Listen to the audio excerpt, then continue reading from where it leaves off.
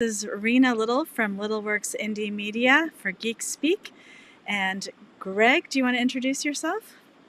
Yes, I am Greg with Original 72 Creative, and we're a full service website graphic design and digital marketing firm in Vancouver. Perfect. And today we're heading into a topic that is super near and dear to my heart and my nerves, actually, and that is marketing strategy. So, Yeah, the importance of a marketing strategy, and I don't know, what do you want to get into first? well, first I'd like to talk a little bit about why it's important and what happens when there isn't one.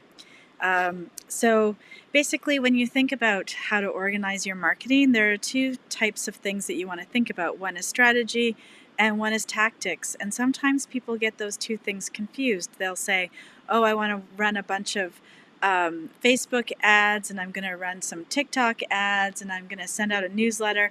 Those are all tactics, but the strategy needs to be cohesive. And there are a couple of reasons for that. Do you want me to just jump in or do you have something to say? Yeah, go for it. Go Okay, for it. cool. So basically, a strategy is how you organize your tactics so that you're actually organizing your tactics to fulfill a particular goal in your business plan or your sales goals, anything like that. So it could be sales goals. It could be maybe you're an organization that sends out information and you're actually just getting the word out. Whatever that is, it has to kind of come from a top level. So your business goals usually turn into a marketing plan, and that marketing plan usually gets organized in the digital realm as part of a bigger marketing plan, because obviously there are some things that you might be doing that are not digital, like speaking engagements or trade shows or things like that, brochures, the stuff like that. But what you want is to have everything cohesive for your yearly plan, your quarterly goals, your monthly goals, and there's a really good reason for that. It's not just so that you're organized, and it's not just so that you might actually hit your goals or come in the realm of your goals, but it's also because if you're doing everything as verticals and tactics, then generally you can come into this situation where if you have one person looking after your Google ads, one person looking after your website, and one person looking after your social,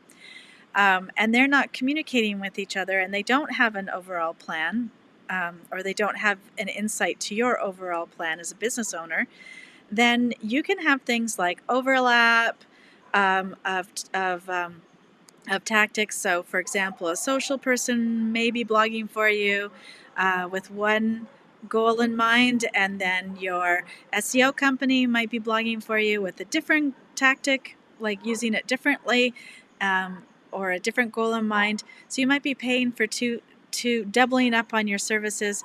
You might also have big, huge gaps of things that aren't on your radar that you might want to be doing that you're not doing because you don't have anyone sort of looking over that nice plan. So while you want specialists on each vertical, you might want somebody looking after the complete plan. And it might be you as a small business owner, and it might just be one of your team members, uh, one of your service providers.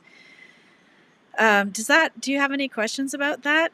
We're kind No, of I was losing, just, we're yeah, I know. kind of You can losing hear people. me. I don't know. My video keeps going out and Yeah. freezing, and I'm having video problems today. So, Oh dear.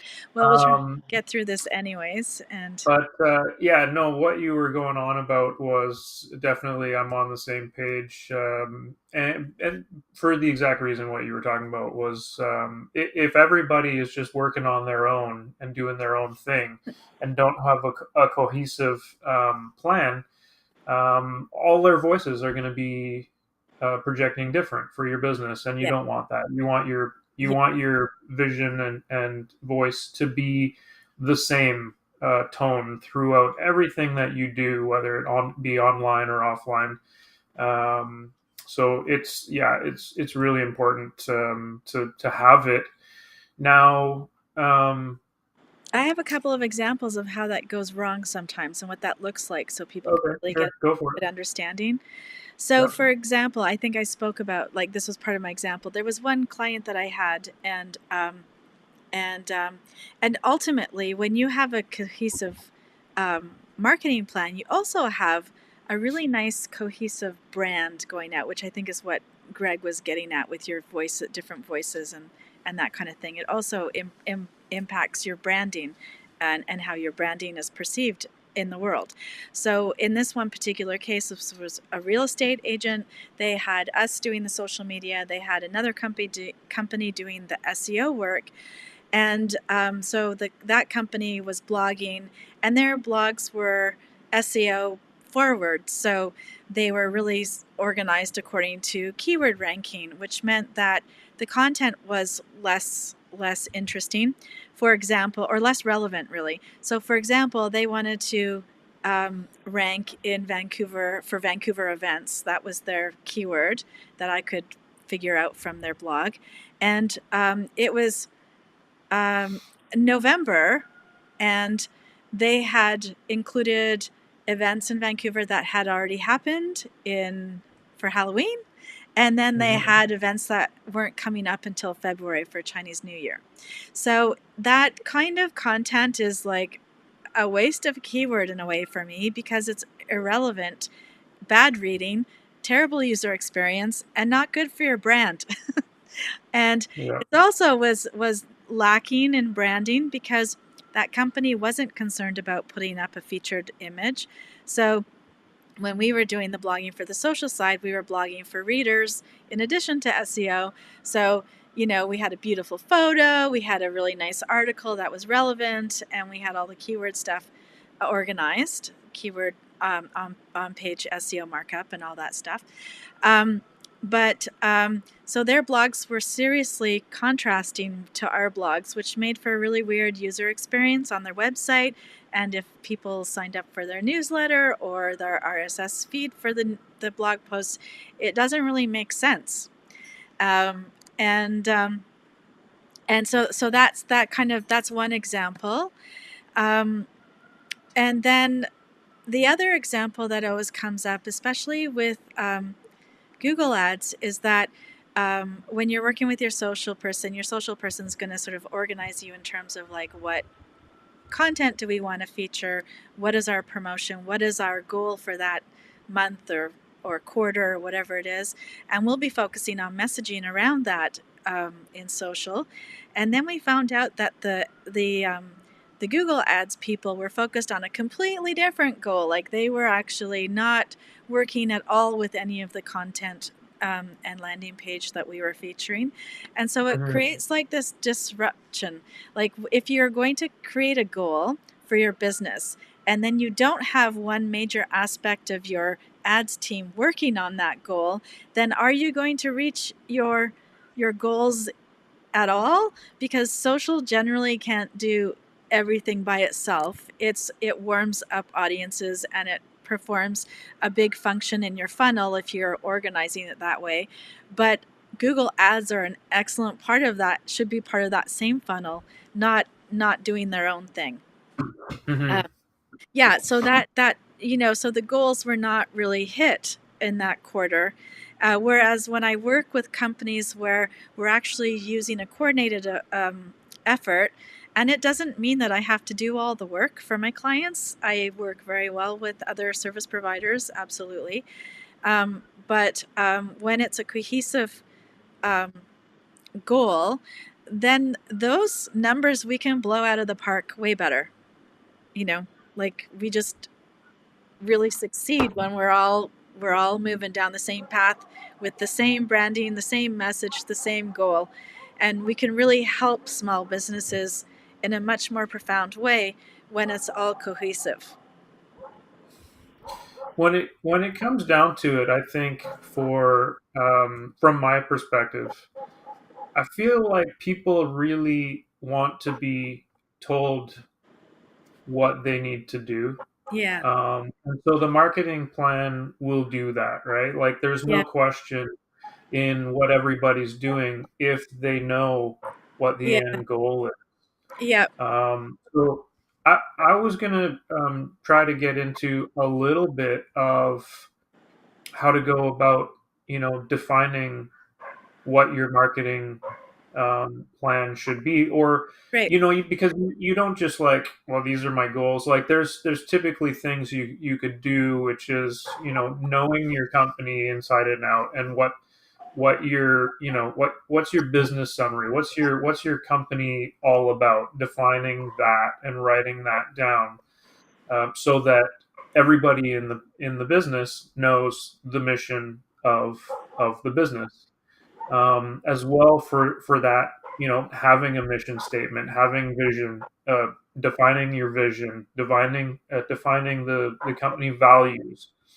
All of these types of things will help you in figuring out what your voice is, and how everybody in the company will project, as everybody goes off and does these little tasks to market. So, um, I mean, everybody at the very beginning should really put something together about what their business is all about, who they're going after, what are they trying to solve, those types of things, so that there's a base Yeah. to work from on defining the rest of what your marketing plan is going to be around the goals of the company. Yeah.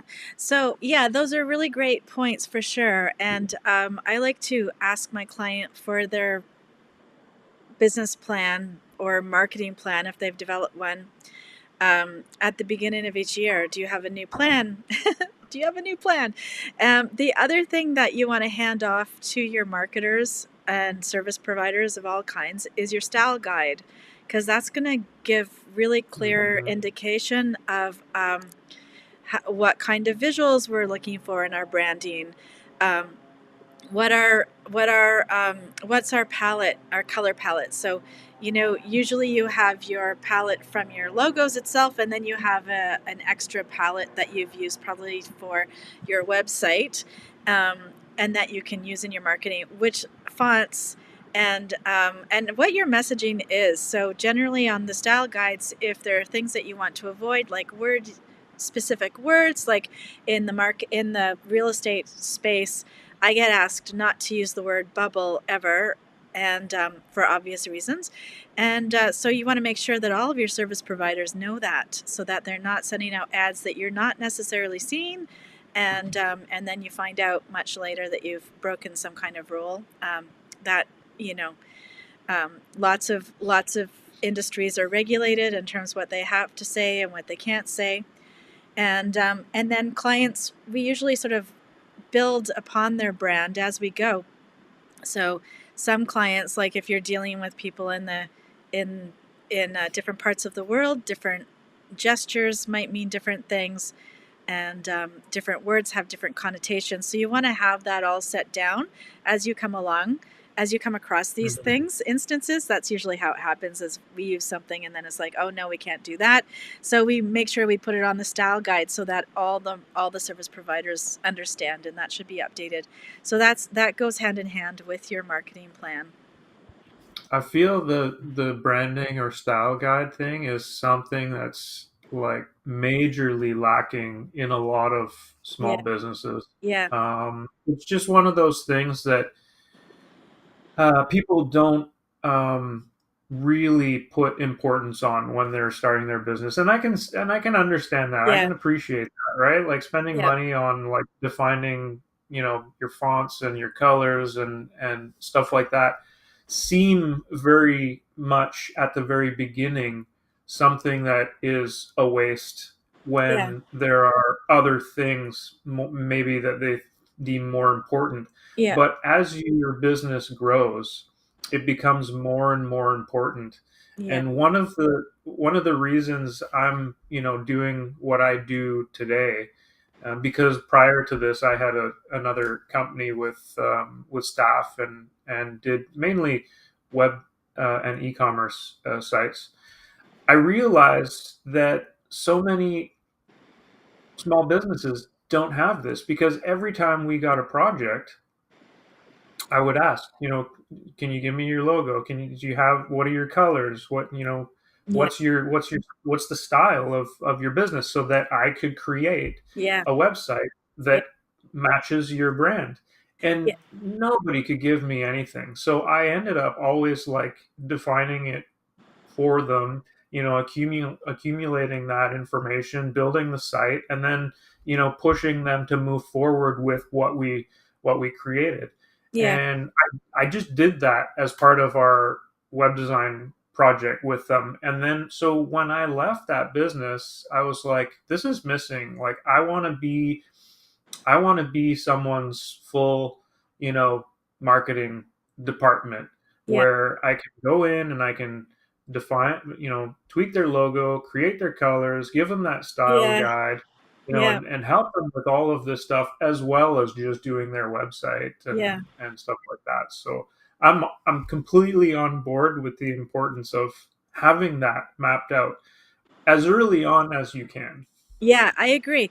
And generally speaking, when people start their business, you're right, the priorities are different. They need to get out and start making sales pretty quick. So they need a website, they might need a business card, and they need a logo. And those are the things that they're mostly concerned about. And that's correct. If you have a little bit bigger budget, getting that style guide organized is good because it also tells you how to use your fonts. So generally speaking, um, when you get your logo from your designer, and designers, listen up, because this is not really user friendly for the clients.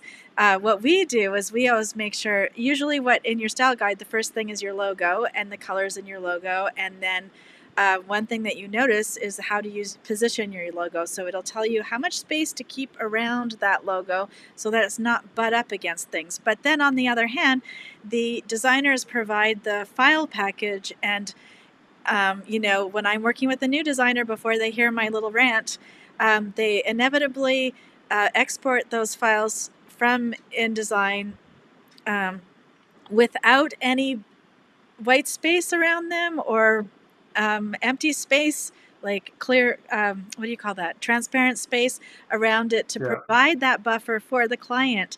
And then so you see them, they put their logo up on Facebook, or they put it somewhere, and their logo is right against all the edges. And it's just like makes me cringe.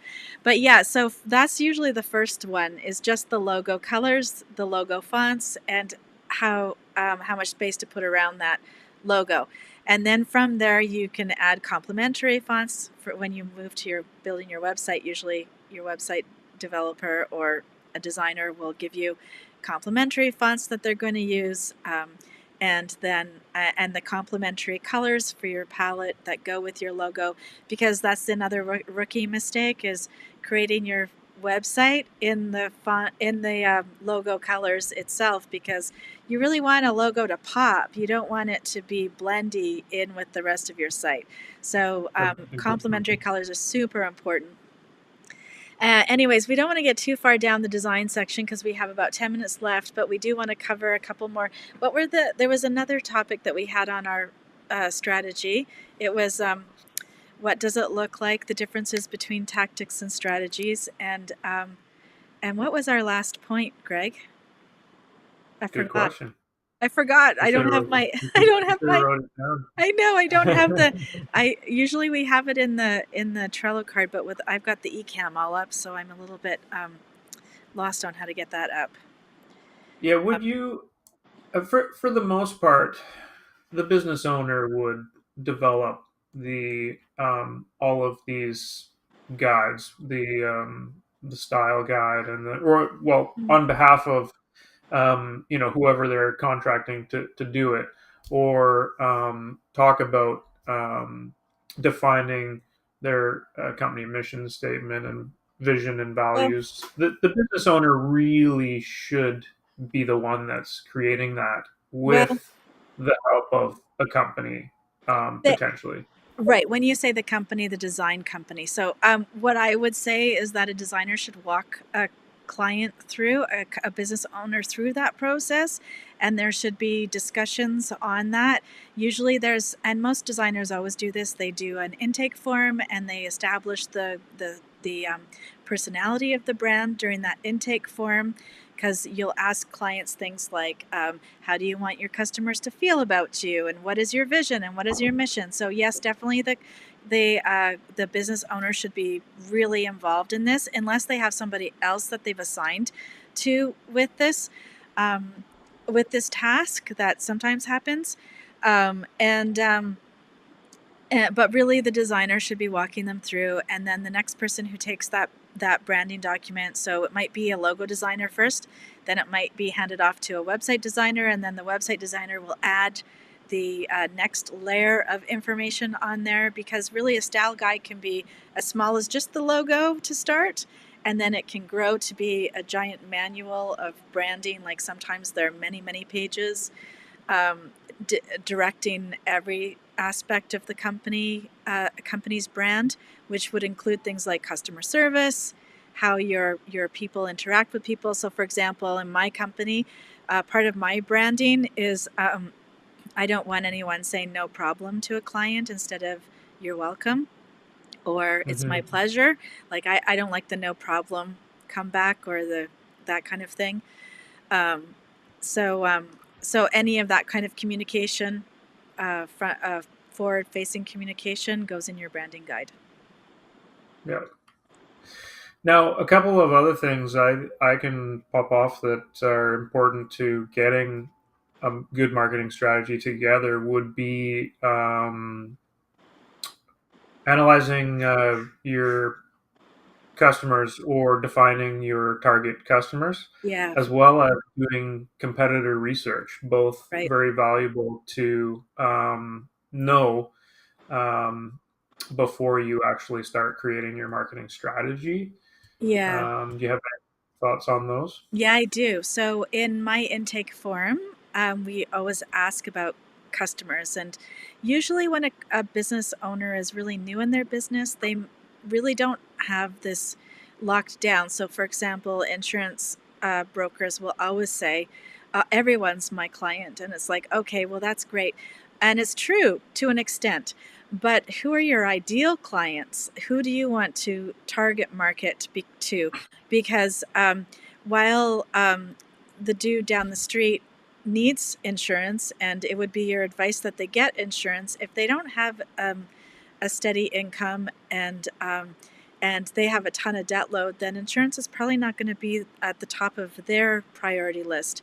So it's not necessarily who are your clients. It's the better question is, who should we be targeting? Who are your ideal clients? And that's really important. And you can have many ideal clients, and in fact, it's instead of creating a wide net and including all of your ideal clients in one grouping, it's especially for digital, it's way better to have a really tight, well understood target market for each type of client. So so for example, for my business, I have my 24-week social media training. I know that a lot of women like that. A lot of women entrepreneurs, a lot of solopreneurs, a lot of small businesses like that. So I'll have a target market for my solopreneur woman client, and I'll have a target market for my small business client. They might have a team and a location, and they're completely different, but I'm going to market separately to both of those target markets. So definitely knowing, I think some people call them avatars, your client avatars, like who are they, what's their demographic, like really as specific as you can. um, then that can really help, especially when you're dealing with a service provider. If you've already worked out that, then I can just go straight to targeting the ads to that and creating a new audience for those people. Mm-hmm. If I'm left up to my own devices, generally with the experience that I have, I can come up with your target market and your avatar without you.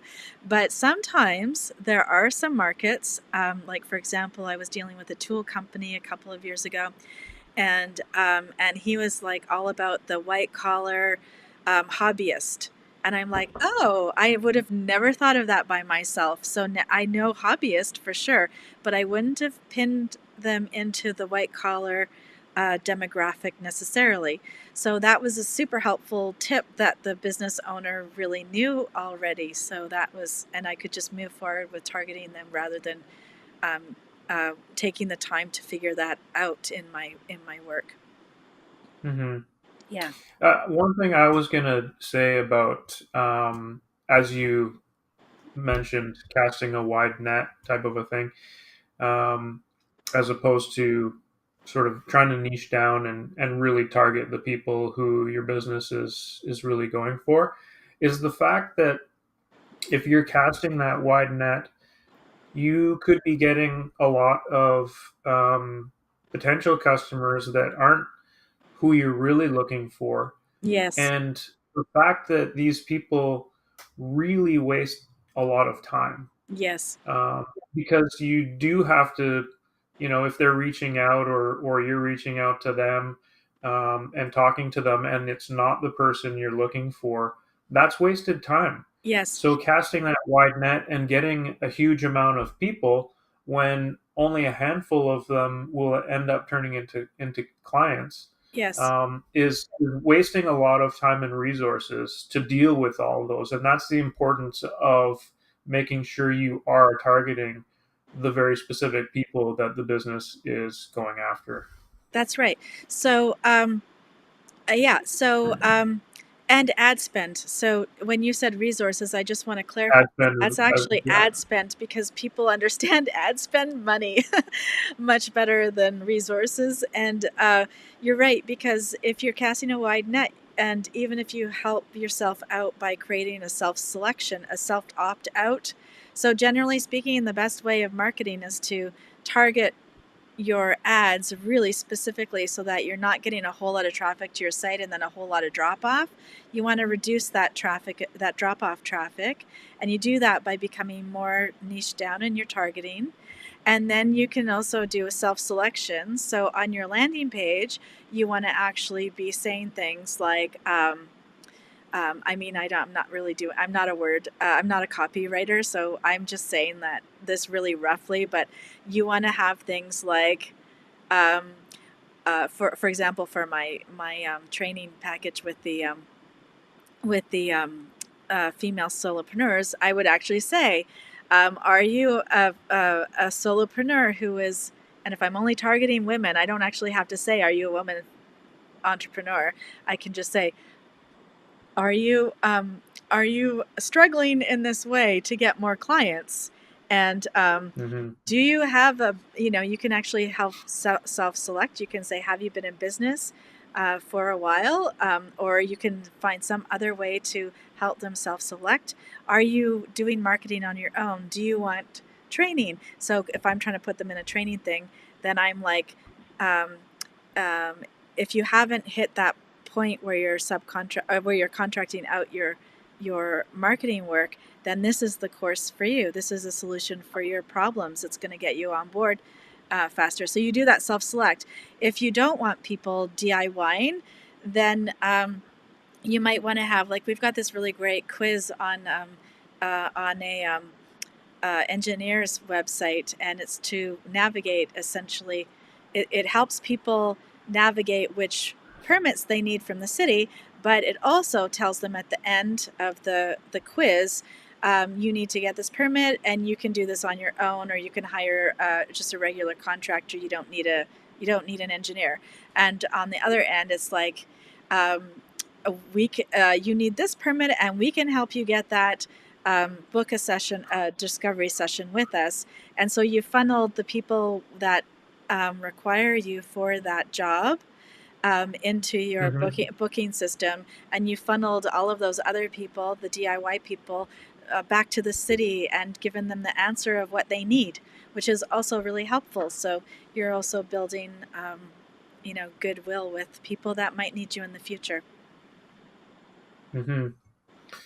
Well, we're creeping up on half an hour here, but I Oh, wanted to recap because we sort of got to the point where you touched on budget, as we talked about, that wider net and having blown a budget on people who wouldn't be clients. And so the importance of that marketing strategy, defining all of these things, will ultimately help you target the right people and stay within your budget and not go over budget with all of these other useless contacts that maybe maybe in your fish net.